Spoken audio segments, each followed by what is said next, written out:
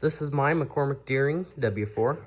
I picked this thing up 4 days ago on Monday for 1,500 bucks.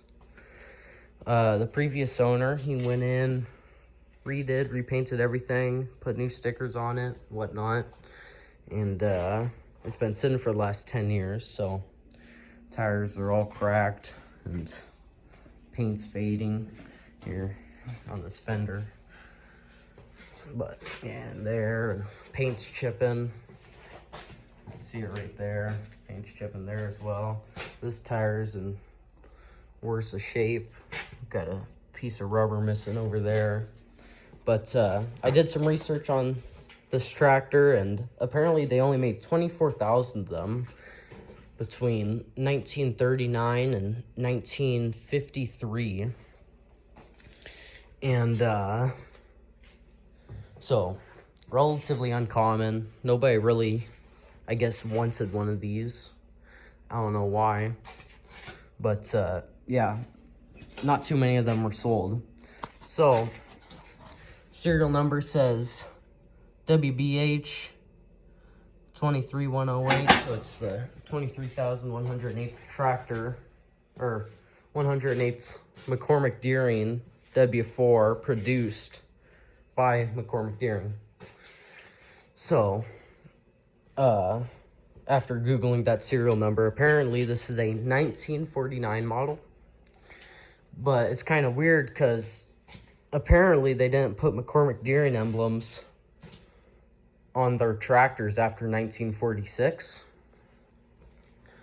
So either somebody went in and just tossed a bunch of McCormick Deering emblems on it and stickers and whatnot on the sides, or maybe they, so this is on the bell housing, maybe they replaced the bell housing with a newer one. I don't know, but either way, one of them was changed at one point.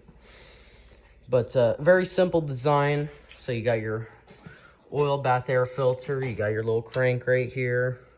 I'll toss that in later and get it running.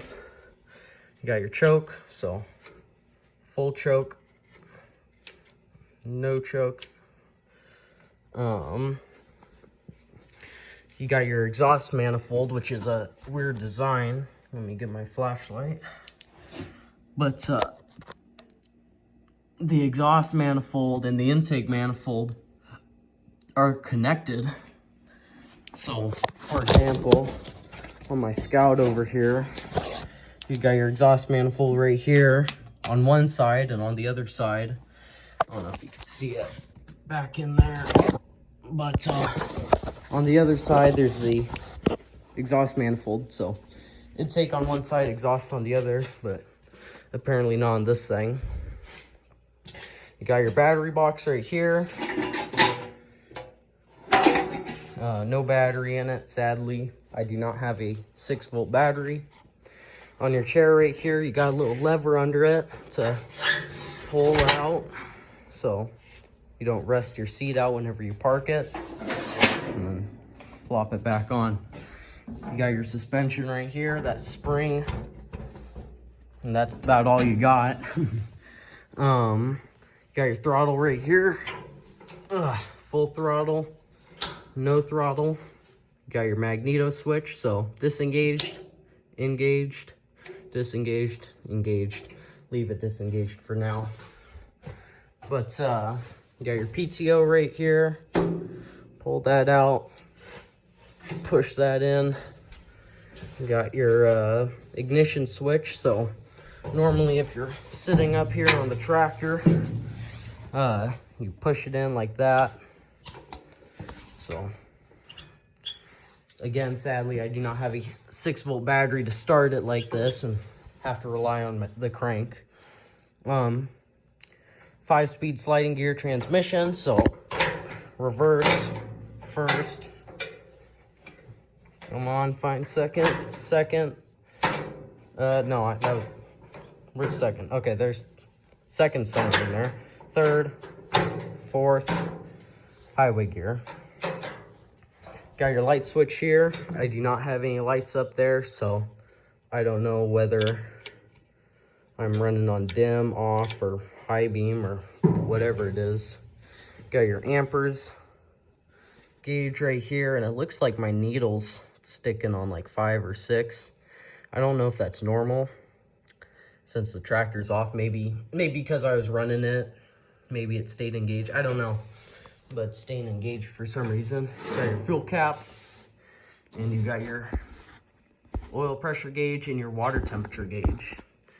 You also have your exhaust pipe right there and your little intake right there. So, oh, one more thing, the brakes. So you got this flap. So right now with that flap installed, you can push both brakes, or you can take that off and push right brake, left brake. But I just keep that engaged because I don't know when I'm gonna need a time to use one of the brakes rather than the other one. What else? So went in, re-greased the front end when I first got it. So greaser. Oh dang, what the heck? Oh, that's just because it was coming out of the seams. Greaser, all that. Got your radiator cap right here. And yeah, I know I'm missing something, but oh well. So looking back, I see what I missed. So I wanted to talk about back in here on the 7 wheel. So got this little notch here where you can twist to allow gas to go through the lines. Anyhow, so going all the way to the right means no gas is going through, and you free it up like that. And so now you can let gas go through the lines. So that, and I also want to go in and talk about right here, your oil cap. So fill up your oil right in there, and yeah. I also want to talk about how to check your oil. So back in here, you got these 2 little notches right here, and so you loosen this one to make sure you have oil, and then you loosen this one to see if it comes out up here. If it comes out up here, I'm pretty sure that means you have enough oil, if I am correct. But I would double check if I were you, because I would not want to be the cause of you blowing up your engine. I also want to say that this is a 4-cylinder, 152 cubic inch gas engine.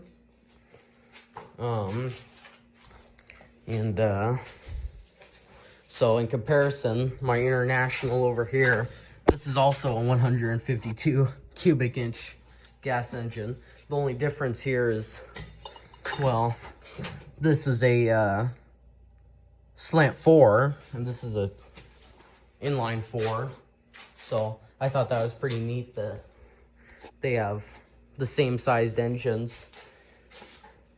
But anyhow, that's all I wanted to say.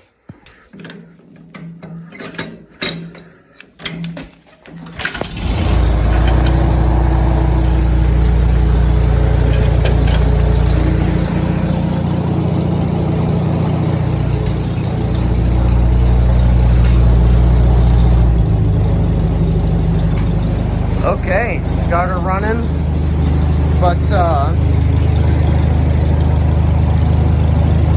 fuel isn't on, so it's only gonna run for a little bit.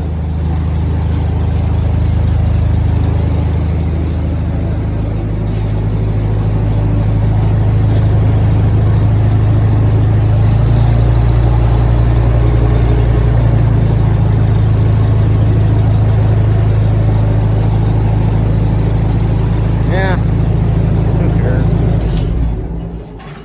There. Normally I just run it till she's out of gas because I don't have any fuel in her right now. So,